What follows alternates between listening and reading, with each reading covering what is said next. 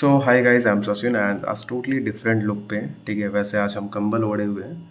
अब आप पूछोगे कि भैया जी आप कंबल क्यों ओढ़े, तो खैर बता दें। अभी जो टाइम हुआ है रात के 2 बजने वाले ऑलमोस्ट। ठीक है, और ये इधर हम कोडिंग कर रहे हैं। वैसे 1:47 हुआ है, अभी टाइम है 2 बजने में। तो एक्चुअली क्या है कि मैं सर्दी खांसी से वैसे परेशान हूँ। तो हमारी नानी ने क्या कहा कि देखो, अगर कोडिंग करनी, पढ़ाई करनी, तो ये कंबल ओढ़ो और बैठ के करो, नहीं तो फिर चुपचाप सो जाओ। ठीक है, वैसे मैं नानी घर में रहता हूँ तो नानी थोड़ा ज़्यादा मानती है। ठीक है, वैसे सबकी नानी मानती है। Okay, so back to the point guys. तो एक्चुअली अभी हमारे रिवीजन के 3rd वीक्स चल रहे हैं। ठीक है, तो जैसे अगर आप रिवीजन में आओगे तो आपको बहुत सारी चीज़ें सीखने को मिलेगी। तो चलिए बताते हैं। सबसे पहले आपका जो फर्स्ट वीक होता है वहाँ पे क्या होता है कि आपके पास थोड़ा सा टाइम रहता है। वहाँ पे एक्चुअली हैकाथॉन होता है। अब हैकाथॉन क्या होता है इसके बारे में कभी डिटेल में बात करेंगे, बट इतना समझ लीजिए, आपको एक टीम बनानी होती है। आप अपने हिसाब से टीम चूज़ कर सकते हो, अपने दोस्तों को ले सकते हो, अपने फ्रेंड्स को ले सकते हो, जिसको आप जानते हो उसको ले सकते हो, बट मत लेना। क्यों बता रहा हूँ मैं, इसके पीछे रीज़न तो देखिए क्या होता है। हैकाथॉन में आपको पहले 3 मेंबर्स मैक्सिमम आप चूज़ कर सकते हैं। उसमें क्या होता है कि आपको किसी प्रोजेक्ट पे काम करना होता है, अपने से प्रोजेक्ट आप चूज़ कर सकते हो, या फिर आप क्रोम एक्सटेंशन बना सकते हो, या फिर समथिंग कुछ ऐसी प्रॉब्लम सॉल्विंग एप्लीकेशंस आपको बनानी होगी, या वेब एप्लीकेशंस। ठीक है, तो ये आप बना सकते हो। बट उसमें क्या होता है, जब आप अपने दोस्तों को सेलेक्ट करते हो जिसको आप जानते हो, यहाँ पे आपके पास ऑप्शन होता है आप अपनी टीम खुद बना सकते हो। तो क्या होता है कि मैंने क्या किया कि मैं अपने ही दोस्त लोगों को चूज़ किया। तो क्या हुआ ना कि जब आप काम करोगे ना तो कोई किसी की बात नहीं सुनता। ठीक है, तो अगर आपके अपने क्लोजेस्ट फ्रेंड है, मतलब क्लोजली वाले फ्रेंड, तो कोशिश करना कि उनको ग्रुप में मत लेना कभी भी। प्रोजेक्ट्स वाले में क्या होता है, काम नहीं होता जल्दी। ठीक है, तो ये चीज़ें मैंने फर्स्ट वीक में फेस की। तो ये मैं आपको अपना पर्सनल एक्सपीरियंस दे रहा हूँ। ठीक है, वैसे मेरे दोस्तों ने लास्ट तक काम तो किया, काम हो गया अपना, बट क्या है ना, जल्दी बात नहीं सुनते। ठीक है, तो ये एक चीज़ है। और जैसे ही आप सेकंड वीक्स में आओगे आपके मॉक स्टार्ट हो जाएंगे। अब आप पूछोगे कि भैया जी ये मॉक क्या होता है, तो देखिए मसाइज को लिए कुछ रूल्स है रिवीजन में। ठीक है, आपको टोटल 15 टेस्ट देने पड़ेंगे। ठीक है, टोटल 15 टेस्ट यानी 15 मॉक होंगे। उसमें आपके बहुत सारी जितनी टॉपिक्स आपने पढ़ी है, जो आपने स्टार्टिंग से पढ़ा है, सो उसको लेके लास्ट तक आपने जितना भी चीज़ पढ़ा है, सारी चीज़ें आपको उससे रिलेटेड क्वेश्चंस आएंगे मॉक्स में। ठीक है, और मॉक्स भी ऐसे नहीं, जैसे अगर आप कंपनी में जाओगे ना, तो कंपनी में क्या होता है कि सबसे पहले आपको डी से राउंड लेगा, फिर डी से 2 राउंड लेगा, फिर उसके बाद आपकी कोडिंग चेक करेगा, फिर उसके बाद इंटरव्यू में जाओगे। तो ऐसा कुछ होता है। तो वैसे यहाँ के मॉक्स पे क्या है कि आपको टोटल 15 मॉक्स देने होंगे, और उसमें भी कंडीशंस है। आप जितने मॉक्स निकालोगे वो आपके लिए बेनिफिट है, बट आपको मिनिमम 3 मॉक्स निकालने होंगे। अगर आप मिनिमम 3 मॉक्स निकाल लोगे तो आपकी वो जो एवरेज कंपनीज़ में जो आप बैठोगे वो 5 LPA तक की कंपनीज़ में आप बैठोगे। बट अगर आप 4 से 6 करोगे तो आप 6 लाख तक बैठोगे। फिर अगर आप 7 से 9 के बीच में हो तो आपको 8 लाख मिलेगा। 8 लाख की से ऊपर की कंपनी बैठने का मौका मिलेगा। और 10 से 11 की अगर आप मॉक निकाल लेते हो, 10 से 11 मॉक, तो आपको जो आप एलिजिबल हो जाते हो 10 लाख तक का कंपनी में बैठने का।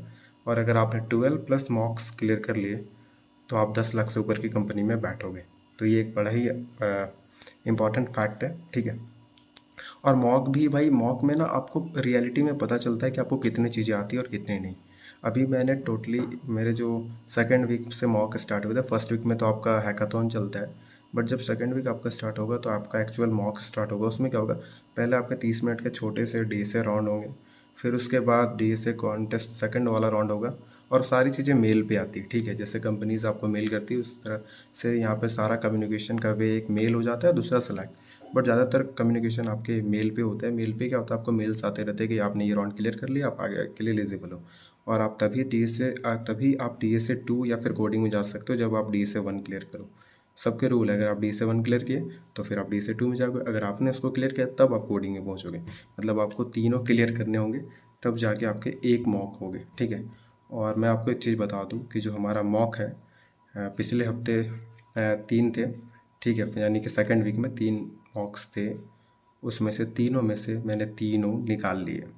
ठीक है, बट जो उसके अगले हफ्ते स्टार्ट हुई चौथा वाला मॉक्स, तो उसको मैं नहीं निकल पाऊँ, क्योंकि देख लो ऐसे बीमार पड़ा हूँ। तो बीमार में क्या होता है यार, पढ़ाई में मन नहीं लगता, पर फिर भी मजबूरी है, पढ़ना तो पड़ेगा ना, और कोई ऑप्शंस आपके पास है नहीं। तो टोटल अभी तक 4 मॉक हो चुके हैं। जब मैं वीडियो बना रहा हूँ तब तक 4 मौके हो चुके हैं, उसमें से मेरे 3 निकले। मतलब 5 लाख के लिए तो एलिजिबल हो गया हूँ। अब इससे जितना ऊपर मैं मॉक्स निकालूंगा वो मेरे पैकेजेस को उतना ही अच्छा इंक्रीज़ देगा। और आपकी नॉलेज भी बहुत नेक्स्ट लेवल ले जाती है, क्योंकि यार डीएसए के क्वेश्चन जल्दी बनते नहीं है यार, दिमाग ख़राब हो जाता है कभी कभी, काम ही करना बंद कर देता है। ठीक है, तो यार बहुत टफ है रिवीजन निकालना, इतना आसान नहीं, हालत आपकी ख़राब हो जाएगी। आपको स्टार्टिंग में जावास्क्रिप्ट से स्टार्ट करेंगे और लास्ट तक आपको फुल स्टैक तक के क्वेश्चंस आएंगे। ठीक है, तो ये एक चीज़ है। और सबसे इंपॉर्टेंट बात मैं आप लोगों को बता देना चाहता हूँ कि अगर आप रिवीजन में आ रहे हो तो अपनी हेल्थ का बिल्कुल ध्यान रखना। वैसे मैंने नहीं रखा, तो अभी मैं झेल रहा हूँ, तो एक बेहतर मतलब ओपिनियन आपको बता रहा हूँ, क्योंकि ये बहुत लोग आप फेस करोगे जैसे ही आप रिवीजन में आओगे।